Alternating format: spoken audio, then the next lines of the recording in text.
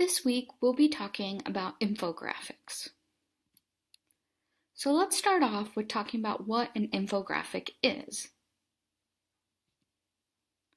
An infographic is not only a visual representation of data, it also tells a story through its use of text and images. It's a way to use the facts and figures to tell your story. Infographics work for several reasons. First, it targets natural visual processing. As humans, we like seeing color and images over just text, and we process information much faster in visual form. Infographics help us cut through the noise and capture the attention of our audience.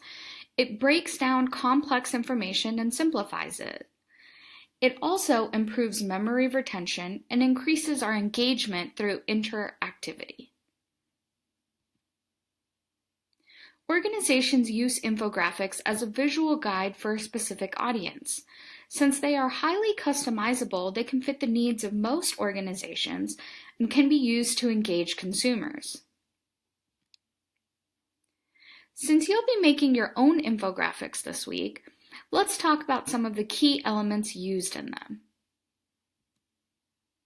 Here are the basic elements we'll be discussing. First, we have purpose. This is where we figure out why we are creating the infographic. Is it to synthesize complex data, understand a trend, visualize a process, or sell an idea? Your purpose drives how you organize and create your infographic. You also want to think about who your audience is. Who are you trying to talk to? What language does your audience use? And what do they care about? The second key element is your goal. Are you trying to acquire customers? Are you educating people? Are you entertaining people? Or are you building your image and brand? The next key element is creating relevance. We want to make sure that we're talking about something people care about and that we're telling them something new. The fourth element is creating a story or a core message. This is where our storytelling skills come into play because we have to create a good story by having a logical and visual flow in our infographic. We don't just put a bunch of data together. It's a thoughtful process. It's kind of like outlining an essay or a story. We use visual separations, such as numbers, headings, and colored backgrounds, to help our audience navigate through the infographic or through our story. Next, we need to take our story and create a simple and effective design that allows our infographic to be easy to read, preferably under 3 minutes. We use effective design principles to help us create the design. First comes our heading. Our header should be descriptive and grab the attention of our audience. Keeping it under 70 characters is generally best.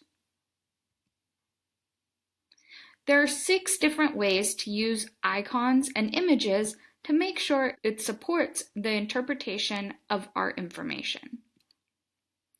First, we use icons with labels to explain the icon. Here's an example. On the right, we have headers that show that the top portion of this infographic is for the positives and negatives at work, while the bottom portion of the infographic is for the positives and negatives at home. We can make icons match each other by giving them backgrounds, which can be in the form of colored shapes. We can see that the top part of this infographic uses the same icons as the bottom, but the bottom part of the infographic visually pops in terms of the icons because of the white circles that are added behind each icon. To maintain consistency, we want to use the same fonts, colors, and styles when we pair icons and text. Take a look at the same infographic on the left and the right. On the left, the icons are different shapes, different sizes, some are in color, some aren't in color. On the right-hand side, the icons all have a black outline and look the same. The infographic on the right is much more visually appealing. Icons and images can be used to create order and organization. At first glance, the two infographics here look exactly the same, but if we look closer, the infographic on the right uses icons and a little bit of color to break up the problem portion of the infographic from the solution part of the infographic.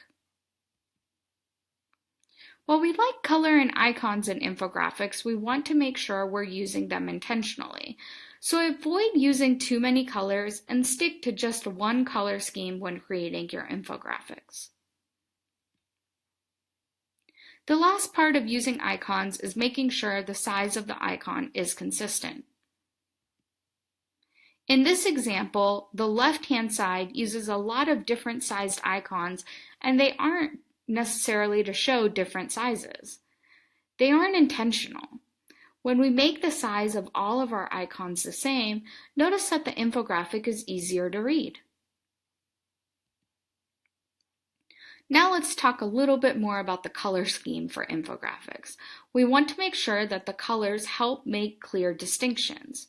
We can use color to divide our infographics into several different blocks, just like we do with paragraphs in essays. When picking the right color scheme, we don't want to use bland colors, and definitely not grayscale. This chart looks boring and isn't appealing. It barely keeps our attention enough for us to figure out what it's talking about. We want to use brand colors when appropriate. Look at this infographic that matches the general look and brand of CSUN. The colors are CSUN colors, the general shapes used, and the fonts used are distinctively CSUN. When using colors, don't let them distract you from the data. This chart has way too many colors, too many categories, and we don't know what to focus in on. Keep it clean and make it easy for the viewer to know what they're looking at. Rather than using a lot of different colors, we can try and use different tints, tones, or shades of the same color. Look at the different shades of blue used in this chart. Remember when using colors to keep it consistent.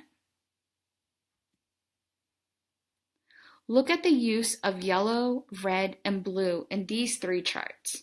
The yellow means little in all three charts, the red means medium in all three charts, and the blue means heavy in all three charts.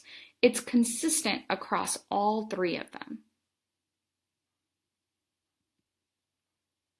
Use the color wheel to help you pick the most appropriate colors. You have a lot more options when you end up using the color wheel. Make sure that the colors that you pick fit your purpose and theme.